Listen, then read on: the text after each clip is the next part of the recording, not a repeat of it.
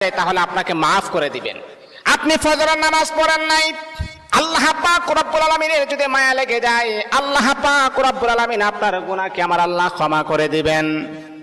আপনি যদি নফল নামাজ ইবাদত বন্দেগী কম করেন, আমার আল্লাহ কিন্তু আপনাকে মাফ করে দিবেন। কিন্তু আল্লাহর নবী বলেন, দুইটা এমন জঘন্যতম পাপ রয়েছে, এই পাপগুলার ক্ষমা আমার আল্লাহ জীবনে কখনো তার বান্দাকে করবে না। দুইটা পাপ এমন জঘন্যতম পাপ, এগুলা করা যাবে না। এক নাম্বার হচ্ছে অন্যের হক নষ্ট করা। অন্যের হক কখনো নষ্ট করবেন না। আজকে নিজের ভাই বোনের হক নষ্ট করে দেয়, অন্যের হক নষ্ট করা যাবে না। দুই নাম্বার হচ্ছে আল্লাহ পাক রব্বুল আলামিনের সাথে শিরিক করা। যদি কোনো বান্দা আল্লাহ পাকের সাথে শিরিক করেন, আমার আল্লাহ